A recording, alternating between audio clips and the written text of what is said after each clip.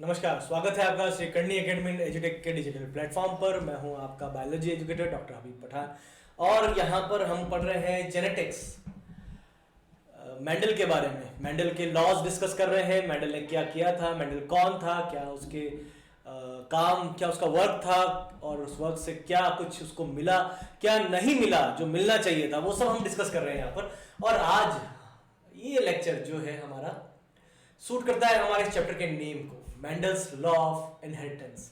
तो मेंडल के जो लॉज हैं इनहेरिटेंस के, ये लेक्चर उसी पर बेस्ड है।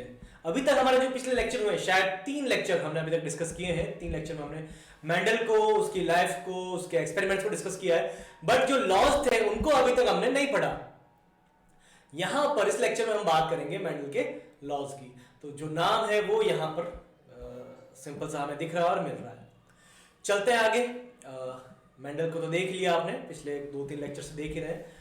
तो मेंडल ने किया था एक्चुअल में। मेंडल ने जो अपना काम किया, जो भी वर्क था मेंडल का, उस वर्क में मेंडल ने कुछ लॉज दिए थे।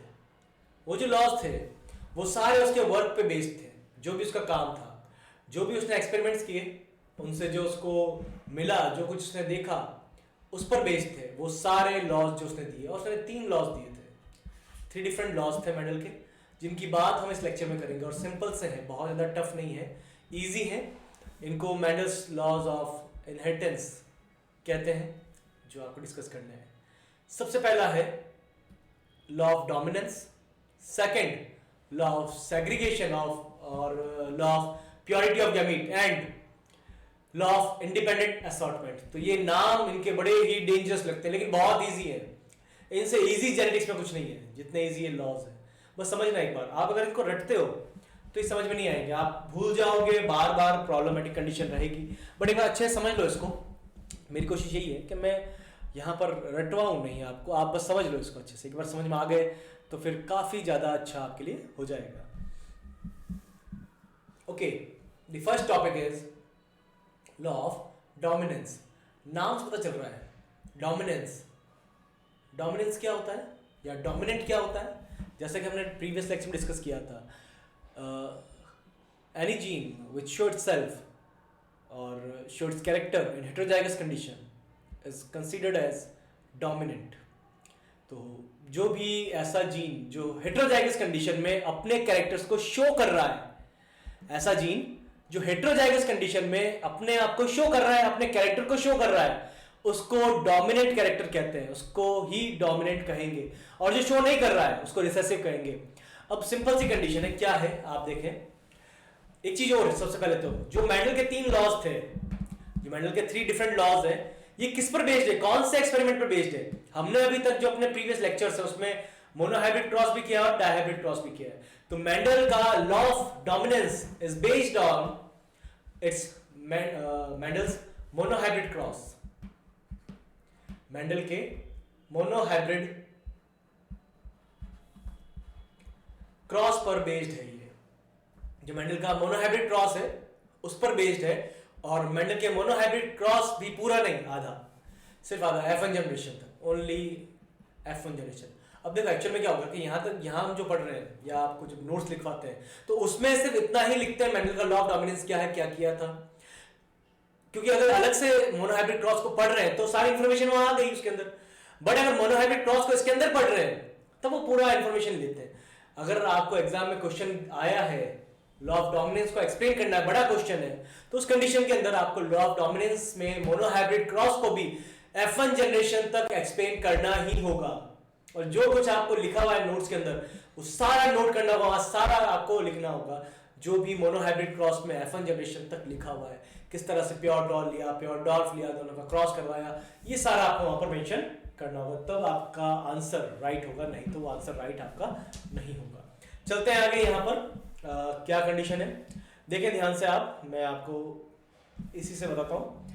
ये प्रीवियस लेक्चर में आपने देखा होगा, जो हमारा प्रीवियस लेक्चर था, उस प्रीवियस लेक्चर में हमने मोनोहाइब्रिड क्रॉस देखा था, क्या हुआ था। ध्यान से देखें एक बार फिर से। Monohybrid cross is very important because the first and second laws of Mendel based on monohybrid cross. तो मेंडल का जो फर्स्ट लॉ है और सेकंड लॉ है दोनों ही मोनोहाइब्रिड क्रॉस पर बेस्ड है।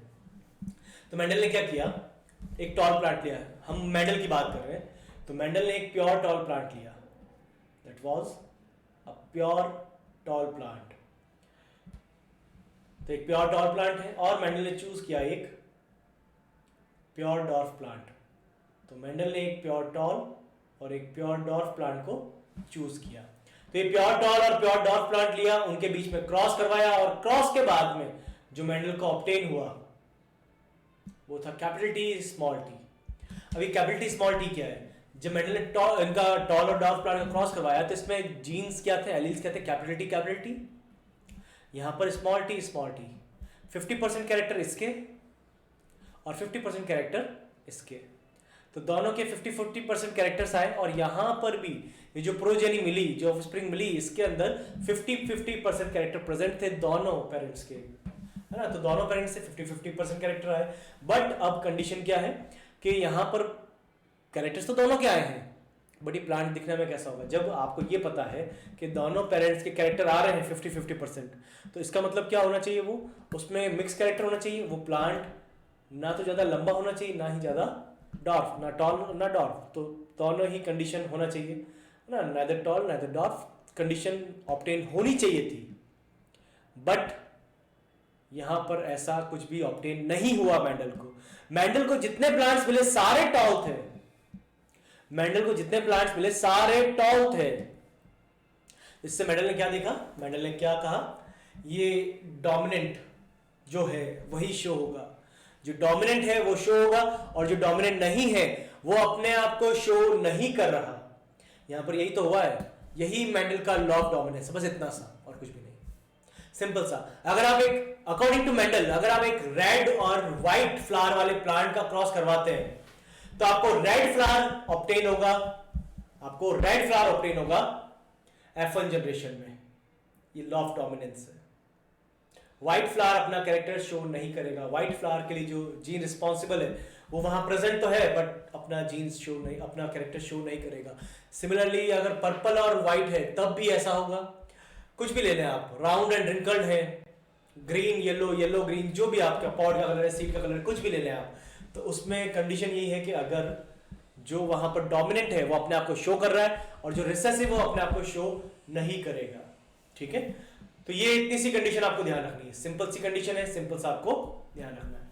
चलते हैं आगे नेक्स्ट, इसके अंदर इसको एक बार देख लेते हैं, रीड कर लेते हैं। On the basis of results obtain from his monohybrid cross, law of dominance given by him. यही मैंने बताया कि मेंडल ने जो भी एक्सपेरिमेंट किया और जो रिजल्ट्स देखे थे मोनोहाइब्रिड क्रॉस में, उसी के बेसिस पर उसने अपना लॉ ऑफ डोमिनेंस दिया था। Pure dwarf plant in that experiment, pure dwarf plant is crossed with pure dwarf plant in F1 generation, only pure tall plants developed. तो जब क्रॉस करवाया प्योर टॉल और प्योर डॉर्फ का, तो F1 generation में सारे ही प्योर टॉल ही develop हुए, दूसरा डेवलप ही नहीं हुआ। प्योर टॉल नहीं, ओनली टॉल, है ना। यहाँ पर मैंने शायद प्योर टॉल बोला होगा, तो लेकिन यहाँ पर हाइब्रिड टॉल मिले, सारे टॉल मिले थे, प्योर टॉल नहीं मिले थे। तो only tall plants obtain in F1 generation और सच प्लांट्स हाइब्रिड टॉल। तो वो प्लांट्स हाइब्रिड टॉल थे। It means dominant character tallness does not allow the recessive character dwarfness to express itself. तो यहाँ पर जो डोमिनेंट कैरेक्टर है वो रिसेसिव को अपने कैरेक्टर को शो नहीं होने दे रहा, डोमिनेंट अपने आप को ही शो कर रहा है उस कंडीशन के अंदर। In human the genes of hereditary like disease like diabetes, colour blindness are due to recessive genes. चले जीन्स, इनका डिजीज का हम डिस्कस करेंगे, वैसे वहां देखेंगे कौन रिसेसिव है और कौन डोमिनेंट है। तो ये तो था आपका डोमिनेंट, तो इसमें आपको लॉ ऑफ डोमिनेंस यहीं तक देखना है, बस इतना ही, इसके आगे आपको जाने की रिक्वायरमेंट नहीं है। आप यहां तक भी अगर करते हैं F1 जनरेशन तक तो आपका ये पूरा एक्सप्लेन हो जाएगा, इसमें कोई प्रॉब्लम नहीं है, यहीं तक आपको शो करना है, सिंपल सा। नेक्स्ट बात करते हैं लॉ ऑफ सेग्रीगेशन और law of purity of gamete. अब लॉ ऑफ सेग्रीगेशन क्या है और law of purity of gamete क्या है, फिर से चलते हैं, क्योंकि जैसा मैंने अभी बताया आपको, यहां पर मेंडल ने इसको भी एक्सप्लेन किया था मोनोहाइब्रिड क्रॉस से।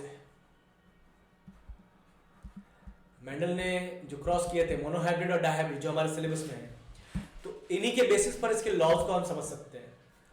सिंपल सा मैंने अभी बताया था शुरू में, first law and second law, law of dominance and law of purity of gamete और लॉ ऑफ सेग्रीगेशन, इसको तो एक्सप्लेन किया था मोनोहाइब्रिड क्रॉस के बेसिस पर। और जो मेंडल का थर्ड लॉ था, लॉ ऑफ इंडिपेंडेंट असॉर्टमेंट, उसको एक्सप्लेन किया मेंडल ने, उसको भी मैं लिख देता हूं यहां पर। डायहाइब्रिड क्रॉस से जो लॉ ऑफ इंडिपेंडेंट असॉर्टमेंट था उसको मेंडल ने एक्सप्लेन किया था डायहाइब्रिड क्रॉस की हेल्प से। तो डायहाइब्रिड क्रॉस करवाया और उसकी हेल्प से मेंडल ने उसको एक्सप्लेन किया। इसको डिस्कस करेंगे हम लास्ट में, सबसे लास्ट टॉपिक यही होगा हमारा। चलते हैं फिर से again. Okay, now this is monohybrid cross. यहां पर सेग्रीगेशन और प्योरिटी ऑफ गैमीट क्या है, देखिए आप, जैसे मैंने लिखा यहां पर मुझे F1 जनरेशन ऑब्टेन किया, ध्यान से देखना आप, ये थोड़ा सा इंपॉर्टेंट है। F1 जनरेशन में मुझे क्या ऑब्टेन हुआ है, F1 जनरेशन में मुझे ऑब्टेन हुआ है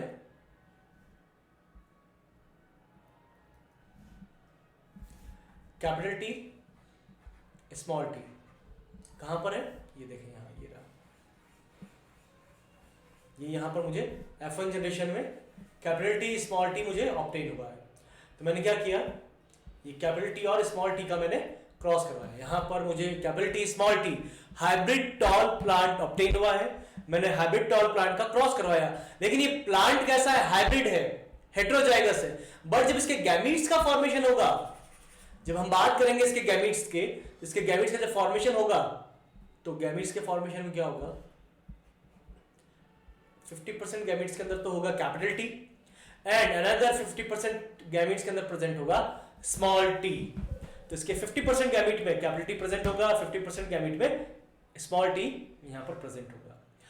तो ये सिंपल सी कंडीशन है, जो सिंपल सी कंडीशन आपको यहां पर मिलेगी और आपको मिल रही है। तो ये मिला था मेंडल को। मेंडल ने ये कहा कि गैमीट्स हमेशा प्योर होते हैं। शो हो रहा है ना इससे, इसमें इतना ज्यादा दिमाग लगाना ही नहीं है। आप देख रहे हैं, आपके सामने क्लियरली विजिबल है जो कैपिटल टी स्मॉल टी आपके पास में, इस कैपिटल टी स्मॉल टी से ये एक प्लांट है, कैपिटल टी स्मॉल टी जो मैंने लिखा है, ये एक प्लांट के अंदर की बात कर रहा हूं मैं, ये एक प्लांट के अंदर की बात हो रही है। और इस प्लांट में जब गैमीट्स का फॉर्मेशन होगा तो 50% के अंदर प्योर टॉल वाला जीन प्रेजेंट होगा और 50% के अंदर प्योर डॉर्फ वाला जीन प्रेजेंट होगा। That means gametes are always pure, gametes हमेशा प्योर होते हैं, ये आपको याद रखना है, ठीक है। आप किसी के भी बना दो ना, किसी के भी बना दो।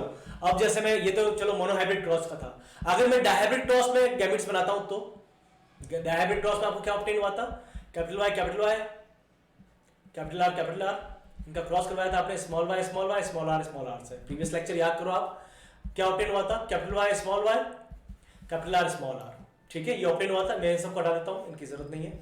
तो रिक्वायरमेंट है मेरे पास अभी capital Y small Y capital R small r. ये प्लांट्स, इनके अंदर सीड्स हैं येलो एंड राउंड, इन प्लांट्स के अंदर येलो कलर के सीड्स हैं, राउंड सीड्स हैं, बट ये हेटेरोजाइगस कंडीशन में है, ये सीड्स हेटेरोजाइगस कंडीशन के अंदर प्रेजेंट है। ये सीड्स यहां पर प्योर नहीं है, ये प्लांट प्योर नहीं है, इस प्लांट के जो सीड्स है वो हेटेरोजाइगस है। बट शो क्या हो रहा है, yellow and round, because this is the dominant character, तो ये एक डोमिनेंट कैरेक्टर है इसलिए ये शो हो रहा है। बट जब आप इससे गैमीट्स का फॉर्मेशन करो, देखो मैंने अभी कहा ये हेटेरोजाइगस है, ये प्योर नहीं है, ये हाइब्रिड है, बट जब गैमीट्स का फॉर्मेशन होगा तो कैसे होगा, करें गैमीट्स का फॉर्मेशन किया था, मैंने बताया था कैसे होता है। तो 4 डिफरेंट टाइप के गैमीट्स का फॉर्मेशन होगा। मैं फिर से गैमीट्स बना देता हूं आपके लिए और बता देता हूं गैमीट्स बनाने कैसे हैं। गैमीट्स आपको कुछ इस तरह से बनाने होंगे, इस y का r के साथ एंड इस y का अगेन स्मॉल r के साथ, इस स्मॉल y का कैपिटल R के साथ और स्मॉल y का स्मॉल r के साथ, क्योंकि आप इन दोनों में से एक चूज करेंगे और इन दोनों में से, क्योंकि ये दोनों एक एलील है और ये दोनों एक एलील है, तो इनमें से आपको चूज करना है। चलते हैं आगे। तो यहां पर जब आप इसको चूज कर लिया है और गैमीट्स बना दिए हैं, तो गैमीट्स क्या बनेंगे देख लें इधर, कैपिटल Y कैपिटल R, ठीक है, capital Y small r small Y capital R, small y small r. मैं सब हटा देता हूं एक बार और फिर से थोड़ा सा आपको एक्सप्लेन करता हूं, इससे ज्यादा अच्छा एक्सप्लेन होगा। थोड़ा सा इसको हम इनिशियल से करते हैं। Capital Y small Y capital R small r. आपको 4 टाइप के गैमिट्स मिले हैं। 4 टाइप के गैमिट्स कौन से हैं? Capital Y capital R, second capital Y small Y capital R and small y small are. तो ध्यान से देखें और इनके बारे में आप क्या एक सेंटेंस क्या लिखेंगे इनके बारे में, कैसे हैं ये। तो जब आप इनके बारे में मेंशन करेंगे, लिखेंगे इनके बारे में, तो सिंपल सा द फर्स्ट वन इज, ये जो गैमीट है, ये गैमीट्स है चारों, yellow and round, pure yellow and round, ये भी pure yellow and pure round. तो ये प्योर येलो प्योर राउंड है। इसके बाद में अगर इसकी बात करेंगे तो प्योर येलो प्योर रिंकल्ड, तो ये pure yellow and pure wrinkled. तो सिंपल सा जो कैरेक्टर है वो कैसा है, प्योर कंडीशन में प्रेजेंट है। तो गैमीट्स हमेशा ही always pure, gametes are always pure. तो यहां पर ये इसकी बात करेंगे तो green pure green and pure round. ये प्योर ग्रीन है, प्योर राउंड है। और अगर इसकी बात करेंगे तो ये pure green and pure wrinkled. तो सिंपल सी कंडीशन है। अब मुझे लगता है आपको समझ में आ गया होगा कि गैमीट्स हमेशा प्योर होते हैं। Gametes are always pure. Why? Because they have single gene, उनके पास में सिंगल जीन प्रेजेंट होता है। Because gametes have single gene of allele, किसी भी एलील का एक ही जीन उसके पास में प्रेजेंट होता है, single gene present of an allele.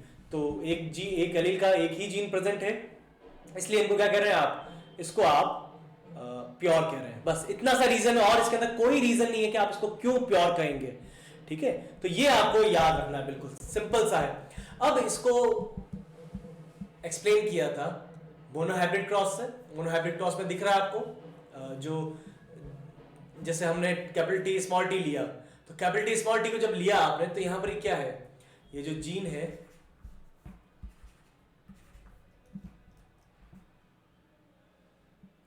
ये जीन कैसा है, ये देखें प्योर है बिल्कुल, ये भी प्योर है, ये भी प्योर है, this is also in pure condition. तो ये सब प्योर कंडीशन में प्रेजेंट है, इसीलिए तो यहां पर इसी को लेना। अब आपसे अगर क्वेश्चन पूछते हैं एग्जाम के अंदर, explain Mendel second law, explain Mendel second law, तो उसमें आपको करना क्या है, जो वहां लिखा हो वो तो लिखना ही है सारा, और उसके बाद में मोनोहाइब्रिड क्रॉस, ये पूरा मोनोहाइब्रिड क्रॉस आपको एक्सप्लेन करना होगा। ये पूरा मोनोहाइब्रिड क्रॉस अगर आप बताओगे तब ये आपका आंसर कंप्लीट होगा। तो सिंपल सी कंडीशन थी, सिंपल सा टॉपिक था। नेक्स्ट यहां पर हम बात करेंगे the last one. Okay, last one से पहले एक छोटा सा हम देखेंगे इसके अंदर segregation. Why it is also known as law of segregation. इसको लॉ ऑफ सेग्रीगेशन क्यों कह रहे हैं? तो लॉ ऑफ सेग्रीगेशन इसलिए कह रहे हैं क्योंकि इसमें जो एलील्स हैं, जो जीन्स हैं, वो एक दूसरे से अलग हो जाते हैं। देखें ध्यान से इस स्लाइड के अंदर जो हमने यहां पर फॉर्मेशन किया है, आपके पास में क्या प्रेजेंट है, आपके पास में प्रेजेंट है कैपिटल टी स्मॉल टी, और आपको कैपिटल टी स्मॉल टी को आपस में क्रॉस करवाना है। तो हुआ क्या, ये कैपिटल टी इस स्मॉल टी से अलग हो गया, और ये स्मॉल टी, ये कैपिटल टी इस स्मॉल टी के साथ से अलग हो गया, और ये स्मॉल टी उस कैपिटल टी से अलग हो गया, दोनों एक दूसरे से अलग अलग हो गए। That's why it is called law of segregation। एक रीजन और आगे, जब ये अलग हुए हैं तो अलग होने के बाद में मेंडल ने ये भी बताया कि ये अलग तो हो जाते हैं F1 जनरेशन के बाद, जब आप F2 जनरेशन में इनका सेल्फ क्रॉस करवाते हैं, जब आप इनकी सेल्फिंग करवाते हैं, तो ये सेपरेट हो रहे हैं, सेग्रीगेट हो रहे हैं, बट सेग्रीगेट होने के बाद में ये अपना रिसेसिव होमोजाइगस कंडीशन में अपना कैरेक्टर शो करेंगे। जैसे स्मॉल टी है, ये भी स्मॉल टी है, तो ये दोनों स्मॉल टी देखें यहां पर, they combine together in F2 generation and show their character dwarfness। तो डॉर्फ प्लांट शो हो रहा है कब हो रहा है? F2 जनरेशन में हो रहा है। तो रिसेसिव कैरेक्टर F2 जनरेशन में खुद को सेग्रीगेट करते हैं और सेग्रीगेट करने के बाद में शो करेंगे अपने आप को और अपना कैरेक्टर शो करेंगे। तो सिंपल सी कंडीशन है ये, इसीलिए इसको law of purity of gamete और लॉ ऑफ सेग्रीगेशन करें। क्योंकि जब गैमीट्स प्योर है, तो क्यों है प्योर? क्योंकि गैमीट्स यहां पर सेग्रीगेट होते हैं और उनके अंदर जो जीन्स है, एलील्स जो जीन्स है, वो भी एक दूसरे से अलग हो रहे हैं। तो इसलिए इसको लॉ ऑफ सेग्रीगेशन कह रहे हैं। चलते हैं आगे। द लास्ट वन इज, इसको रीड कर लेते हैं एक बार, law of purity of gamete और लॉ ऑफ सेग्रीगेशन को। On the basis of result obtain from his monohybrid cross, law of purity of gamete given by him. In monohybrid cross, in F1 generation, only single type of hybrid plant develop, while after self-pollination, both tall and dwarf plant develop in F2 generation.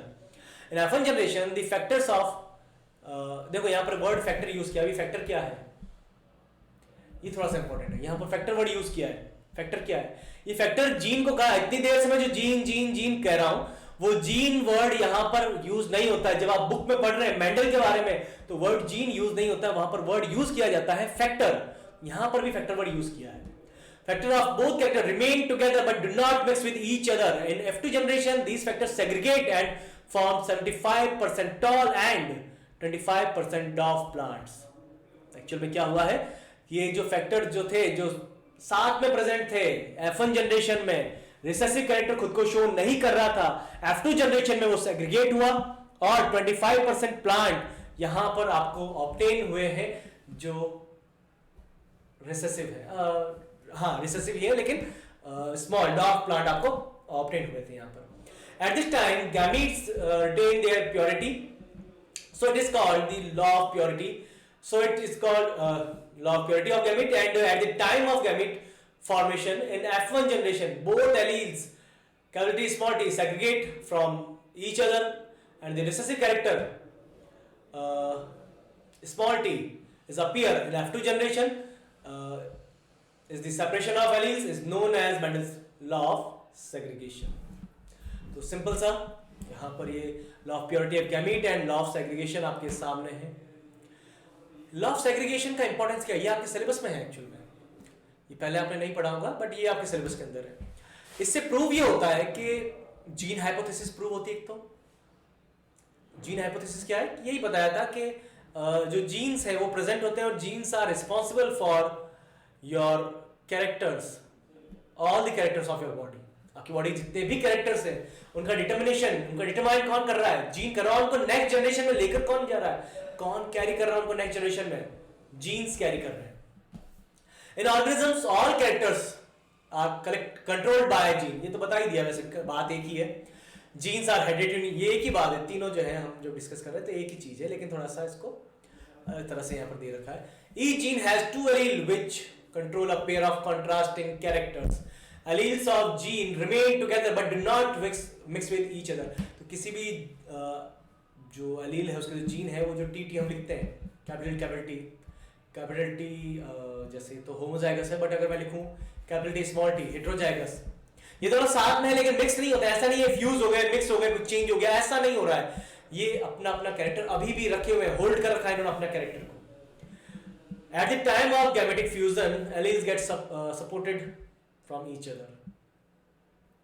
At the time of gamete formation, alleles get separated from each other. तो ये कुछ इस तरह से है यहाँ पर कि जब गैमीट का फॉर्मेशन होता है तो जो एलील्स है वो एक दूसरे, जीन्स जो है वो एक दूसरे से सेपरेट हो जाते हैं, एक दूसरे से अलग हो जाते हैं। Okay, now the last topic is law of independent assortment. Independent assortment is based on Mendel's dihybrid cross. कैसे? इसके लिए आपको ये समझना जरूरी। थोड़ा सा जो मैं आपको लिखता हूं यहां पर मैं लिखूंगा capital Y capital R first, तो मैंने ये मेंशन किया है। Second capital Y small Y capital R and small y small are.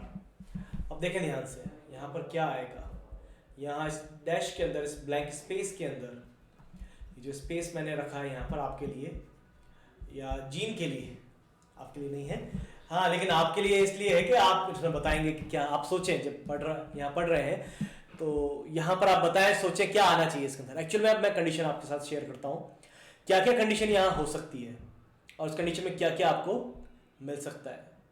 In the first condition, capital Y capital R, अगर किसी भी प्लांट के अंदर, किसी भी प्लांट में capital Y capital R gene present है, तो उसमें सीड्स कैसे होंगे, वो येलो राउंड होंगे। लेकिन अगर मैंने यहां पर स्पेस छोड़ा है, तो क्या यहां पर कैपिटल वाई आने से और कैपिटल आर आने से कोई चेंज आएगा क्या? नहीं। अगर ये दो कैपिटल आर प्रेजेंट है तब भी ये येलो होगा, दो कैपिटल आर प्रेजेंट है तब भी ये राउंड होगा। अगर यहां पर मैं स्मॉल वाई स्मॉल आर कर देता हूं तब भी कोई प्रॉब्लम नहीं होगी, तब भी ये येलो राउंड ही होगा। ठीक है। नेक्स्ट, यहां पर कैपिटल वाई और स्मॉल आर लिखा है, तो यहां पर बात हुई है ना, कैपिटल वाई लिखूं मैं, आइदर कैपिटल वाई और small y, it will be same yellow coloured seed, तो ये सेम ही रहेगा। यहां स्मॉल आर लिखा है, ध्यान रखना, मैंने आपको पहले बताया था, पहले लेक्चर के अंदर, शायद इसी लेक्चर में या प्रीवियस लेक्चर में मैंने आपको बताया था, हमेशा जब आप एक एलील की बात करते हैं तो जो पहले आप लिख रहे हैं वो कैपिटल होगा, वो डोमिनेंट होगा, रिसेसिव को और स्मॉल को आप बाद में मेंशन करेंगे। तो जब मैंने स्मॉल आर लिख दिया है तो इसके बाद कैपिटल आर आने के चांसेस ही नहीं है, कैपिटल आर नहीं आएगा। यहां पर स्मॉल आर के बाद में आपको स्मॉल आर ही मेंशन करना होगा। तो जब मैंने स्मॉल आर के बाद ब्लैंक स्पेस दिया है, तो यहां इसका मतलब क्या है, आएगा तो स्मॉल आर ही। जब स्मॉल आर है तो ये तो रिंकल्ड ही होगा ना, सिंपल सी एक कॉमन सेंस आप डेवलप कर लो यहां पर इसके अंदर। यहां small Y capital R, small y के बाद में कैपिटल वाई आ सकता है क्या? पॉसिबल ही नहीं है, स्मॉल वाई के बाद में स्मॉल वाई ही आएगा। और जब स्मॉल वाई है, एक सबसे पहले स्मॉल वाई है, तो दूसरा भी स्मॉल वाई ही होगा, और ये येलो नहीं होगा, ये ग्रीन होगा, देखें ग्रीन है। यहां पर जब कैपिटल आर है तो इसके बाद में कैपिटल आर भी आ सकता है, स्मॉल आर भी आ सकता है, कुछ भी आए, होगा तो ये राउंड, कोई प्रॉब्लम है नहीं इसके अंदर। यहां पर स्मॉल वाई के बाद में कैपिटल वाई पॉसिबल नहीं है, स्मॉल वाई ही आएगा। स्मॉल आर के बाद में कैपिटल आर पॉसिबल नहीं है, स्मॉल आर ही आएगा। तो ये दिखने में कैसे होंगे? ग्रीन एंड रिंकल दिख रहा है सामने, क्लियरली विजिबल है, ग्रीन एंड रिंकल। बट इससे इंडिपेंडेंट असॉर्टमेंट कैसे शो हो रहा है, इंडिपेंडेंट असॉर्टमेंट आपको बताना है।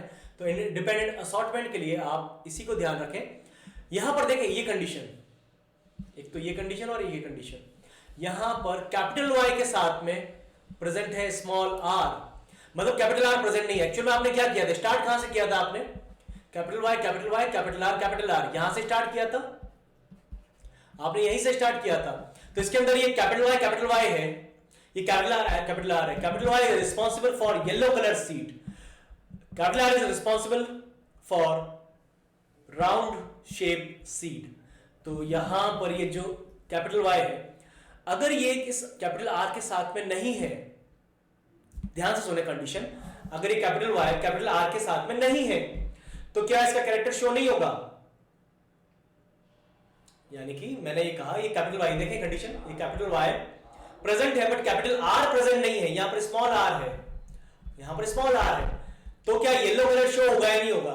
होगा शो। तो यहां पर जब दो एलील्स, दो डिफरेंट एलील्स साथ में है, तो ये एक दूसरे पर डिपेंड नहीं करते हैं, ये अपने आप को इंडिविजुअली असॉर्ट करते हैं, इंडिविजुअली शो करते हैं। इसी को कह रहे हैं, इसी को मेडल ने कहा लॉ ऑफ इंडिपेंडेंट असॉर्टमेंट। तो यहां पर ये वाई आर के बिना भी अपना कैरेक्टर शो करेगा। सिमिलरली ये जो आर है, ये इस वाई के बिना भी अपना कैरेक्टर शो कर सकता है। देखें small y then capital R, तो ये कैपिटल आर के साथ में स्मॉल वाई प्रेजेंट है, तो यहां पर एक ही आर है, कंडीशन कुछ ऐसी है, small Y capital R small are.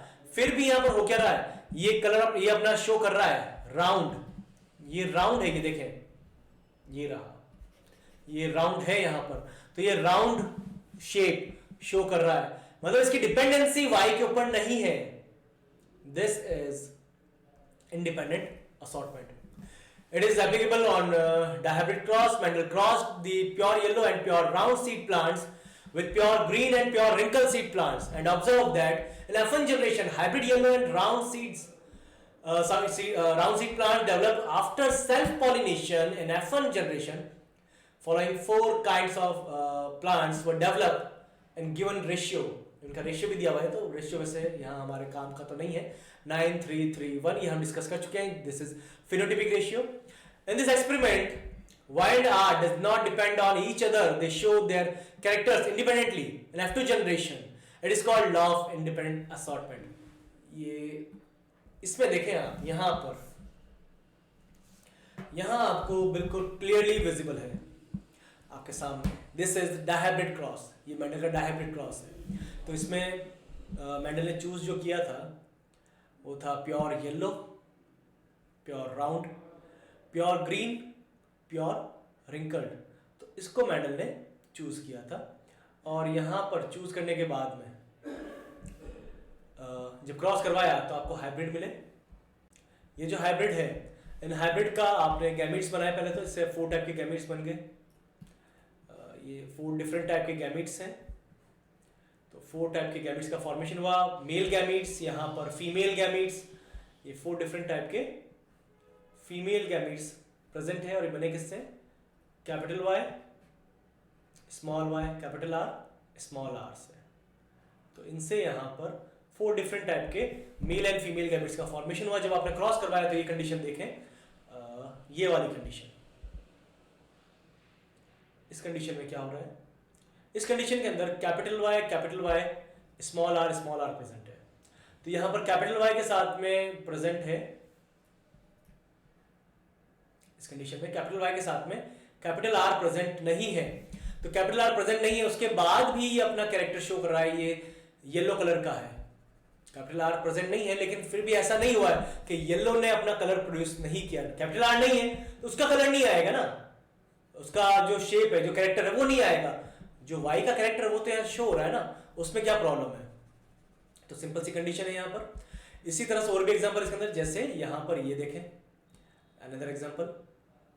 तो इस एग्जांपल में भी आपके सामने क्लियरली विजिबल है, बिल्कुल क्लियरली आपके विजिबल है. Capital Y, small are. तो इस कंडीशन के अंदर भी यहाँ पर अकेला वाई प्रेजेंट है, सिंगल वाई प्रेजेंट है, आर नहीं है, कैपिटल आर. फिर भी ये अपना येलो कलर शो कर रहा है. तो इसका मतलब ये है कि ये जो वाई की डिपेंडेंसी है आर के ऊपर नहीं है. ऐसा नहीं है कि Y depend on R. Y अपने आप को अकेला भी शो कर सकता है. सिमिलरली जब हम बात कर रहे हैं यहाँ पर आर की, देखें ये वाला, तो यहाँ पर और इसके ऊपर वाले में क्लियरली विजिबल है आपको. यहाँ पर बिल्कुल क्लियर विजिबल है. ये आर के साथ में, इस आर के साथ में वाई एब्सेंट है, capital Y is absent with capital R. But यहाँ पर फिर भी कैपिटल आर अपना कैरेक्टर शो कर रहा है. ये सीड राउंड है, ऊपर डबल आर प्रेजेंट है, कैपिटल आर प्रेजेंट है, साथ में कैपिटल वाई नहीं है. फिर भी ऐसा नहीं है कि ये अपना कैरेक्टर शो नहीं कर रहा, ये अपना कैरेक्टर को शो कर रहा है. तो सिंपल सी कंडीशन है. एक और कंडीशन ये देखें, यहाँ पर 3 है ना, इनके 3 मिले थे. ठीक है, तो इस तरह से एक और y का मिल जाएगा आपको. ये रहा यहाँ पर. ठीक है, तो ये कुछ कंडीशन आपको इस तरह की मिल गई है जिसके अंदर y प्रेजेंट है लेकिन r नहीं है. ऐसी कंडीशन भी है जिसमें r प्रेजेंट है, y नहीं, कैपिटल R है और कैपिटल Y नहीं है, फिर भी अपने कैरेक्टर को ये शो कर रहा है. तो this is called independent assortment. यही हमने यहाँ पर डिस्कस किया. सिंपल सा टॉपिक है. Next last topic, reason behind Mendel success. अब मेंडल का रिजेक्शन हुआ था बट फेलियर नहीं हुआ था. तो मेंडल की सक्सेस के रीजंस क्या है? क्या रीजन थे मेंडल सक्सेस हुआ, उसको सक्सेस मिली? देखो, उसका काम ठीक था, उसका काम अच्छा था, बिल्कुल सही था, उसमें एरर नहीं थे. लेकिन उस टाइम के लोगों को, जैसा मैंने डिस्कस किया था पहले भी आपके साथ में, उस टाइम के लोगों को ये समझ में नहीं आया था कि मेंडल ने जो वर्क किया है, वो जो स्टैटिक्स थी मेंडल के वर्क की, वो सारी स्टैटिक्स उन लोगों की समझ के बाहर थी, उन लोगों के टाइम से कई आगे की थी वो. तो इसलिए उन लोगों को समझ में आया नहीं और उन्होंने फिर मेंडल का रिजेक्शन किया. लेकिन मेंडल फेल नहीं हुआ था, उसका काम, उसका वर्क गलत नहीं था. तो यहाँ पर सबसे पहला रीजन, तो सक्सेस के रीजन के अंदर आप तो एक ये मेंशन कर सकते हैं, सिलेक्शन ऑफ पी प्लांट. ये भी एक रीजन है. ठीक है, इसके अंदर एक आप ये रह सकते हो, selection of garden pea plant. तो गार्डन पी प्लांट का जो सिलेक्शन है ये भी एक इंपॉर्टेंट फिनोमिना है, एक इंपॉर्टेंट कैरेक्टर था, इस एक इंपॉर्टेंट रीजन है मेंडल की सक्सेस का, जिसके कारण मेंडल को सक्सेस मिली। क्योंकि वो अगर मान लें आप, अगर वो एक्सपेरिमेंट किसी एनिमल पर करता या किसी एनुअल प्लांट की जगह पेरिनियल प्लांट पर करता तो क्या होता, मैंगो पर करता है ना, तो क्या कंडीशन होती, क्या उसको रिजल्ट्स मिलते। तो वैसे रिजल्ट नहीं मिलते मेंडल को जैसे मिले थे। Mendel included clearly seen 7 characters, 7 types of contrasting characters. ये भी एक रीजन, मेंडल ने जो 7 कैरेक्टर चुने थे वो क्लियरली विजिबल थे। आप देखें जो 7 कैरेक्टर थे कौन से थे, लेंथ ऑफ प्लांट, तो आपको देख कर पता चल सकता है कि वो प्लांट टॉल है या डॉर्फ है। 2-3 फीट का होता है डॉर्फ प्लांट, 5 फीट के आसपास लंबा हो जाता है टॉल प्लांट, तो टॉल भी थे, डॉर्फ प्लांट भी थे।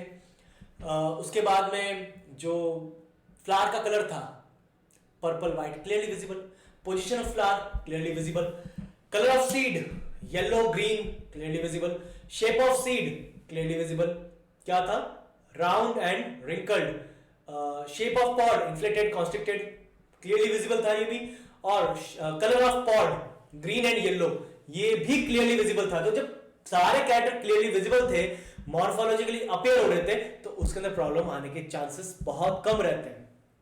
उसके बाद में उसने जो कैरेक्टर्स डिस्कस की, जो स्टडी किए, उनमें एक टाइम में एक का ही इनहेरिटेंस उसने स्टडी किया था। ऐसा नहीं सबका एक साथ चला रहा है, ओवरलैपिंग नहीं हो रही थी। उसने एक टाइम में एक ही कैरेक्टर को स्टडी किया, उसको आगे लेकर गया, और सिस्टमेटिक स्टडी थी, monohybrid cross then dihybrid cross, तो इस तरह से बिल्कुल सिस्टमेटिक उसने स्टडी की थी। उसकी जो स्टैटिक्स थी वो सारी बिल्कुल राइट थी, उसमें एरर नहीं थे। सबसे अच्छी बात ये है कि उसकी जो स्टैटिक्स थी, जो कैलकुलेशन थी, उस कैलकुलेशन के अंदर किसी तरह का कोई एरर वहां पर प्रेजेंट नहीं था।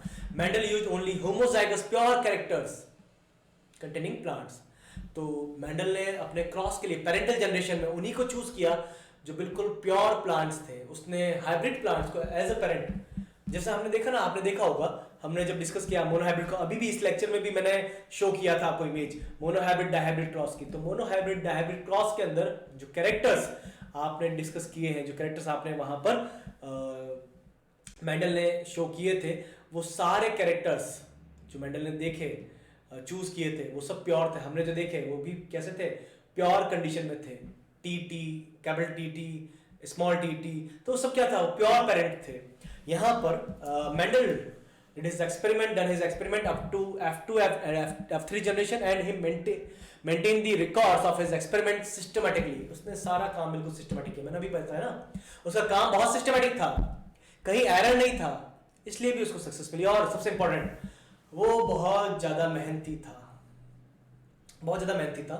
मेंडल ने अपना काम बहुत सिस्टमैटिक फॉर्म में किया, क्योंकि आप देखें मेंडल की लाइफ हिस्ट्री आप लोगों ने पढ़ी है, तो मेंडल ने जो वर्क किया, मेंडल ने जो काम किया, वो मेंडल का काम कहीं से भी इंस्पायर्ड नहीं था। उसने कहीं देखकर, कहीं से सीख कर नहीं किया। उसको इंस्पिरेशन किससे मिली थी, बस उसके मन में आया था कि उसको भी प्लांट्स पर कुछ एक्सपेरिमेंट्स करने हैं, क्योंकि प्लांट्स पर एक्सपेरिमेंट वहां पर उसकी स्कूल के अंदर बायोलॉजी के टीचर, बायोलॉजी के स्टूडेंट्स कर रहे थे। तो बस इसलिए उसके मन में आया कि मैं भी कुछ एक्सपेरिमेंट्स करता हूं, मुझे भी कुछ एक्सपेरिमेंट्स करने चाहिए प्लांट के ऊपर। बट प्लांट को चूज करना, उसके सारे कैरेक्टर्स को देखना, इसमें उसको कोई बेनिफिट नहीं था, कोई स्टाइपेंड नहीं मिल रहा था, उसको कोई स्कॉलरशिप नहीं आ रही थी उसकी, कि वो जैसे हम लोग क्या करते हैं यहाँ पर, हम लोग डिपेंड करते हैं पैसे पर कि कुछ मिलेगा तो हम काम करेंगे। बट मेंडल हमारी तरह नहीं था, he was a good person. तो उसने सारा काम पैसे के लिए नहीं किया, उसने कुछ भी नहीं किया पैसे के लिए, वो सारा काम उसकी इच्छा थी, उसका मन था, जब उसने किया और पूरी मेहनत से किया, ऐसा नहीं टाइम पास के लिए, पूरी मेहनत से किया, इसलिए उसको वहां पर सक्सेस मिली। तो नेचर ने भी उसको हेल्प किया, नेचर ने हेल्प किया, अच्छा प्लांट चूज हुआ, कैरेक्टर्स, कॉन्ट्रास्टिंग कैरेक्टर्स मिल गए उसको, और सारे जो कैरेक्टर्स आप इसमें मेंशन कर सकते हैं जो भी आपने प्लांट में लिखे थे। एक लेक्चर, जो सेकंड लेक्चर था हमारा, उस लेक्चर में जो कैरेक्टर्स हमने डिस्कस किए थे प्लांट के सिलेक्ट करने के, तो वो सारे यहाँ पर मेंशन कर सकते हैं। तो इसी के साथ इस लेक्चर को हम आज का लेक्चर खत्म करेंगे। तो सिंपल सा जो इस लेक्चर में हमने डिस्कस किया है, उम्मीद करता हूँ, आई होप आपको समझ में आया होगा। इस लेक्चर में हमने मेंडल के लॉज को डिस्कस किया है। मेंडल के जो लॉज थे, जो डिपेंड थे, जो बेस्ड थे मोनोहाइब्रिड और डायहाइब्रिड क्रॉस पर। फिर से बताता हूँ, याद रखना इंपॉर्टेंट है, मेंडल का law of dominance, first law of dominance is based on monohybrid cross. Second law of Mendel, law of purity of gamete, or law of segregation is also based on monohybrid cross, and third law of Mendel's third law, that is law of independent assortment, based on dihybrid cross। तो simple सी कंडीशन है, simple सी चीजें हैं जो आपको समझ में आनी चाहिए और आपको याद रखनी है इनको। मेंडल के लॉज ही सबसे इंपॉर्टेंट है। तो यहां पर ये मेंडल वाला पोर्शन कंप्लीट हो गया। यहाँ पर जो कुछ मेंडल ने किया था वो कंप्लीट, चैप्टर कंप्लीट नहीं हुआ, जेनेटिक्स कंप्लीट नहीं हुई, जेनेटिक्स अभी काफी लंबी है, लेकिन ये मेंडल वाला पार्ट यहाँ पर कंप्लीट हो गया। जो कुछ मेंडल ने किया था, जो हमारे सिलेबस में है, वो हम पूरा कर चुके हैं। इसके बाद में जो आएगा वो सारा मेंडल के बाद का वर्क है। जो मेंडल के बाद में जो साइंटिस्ट आए थे उन्होंने क्या किया, जेनेटिक्स पर, जेनेटिक्स से रिलेटेड, हमारे जीन से रिलेटेड जो भी वर्क्स थे, जो एक्सपेरिमेंट थे, उनको हम we will discuss in our next lecture. Thank you.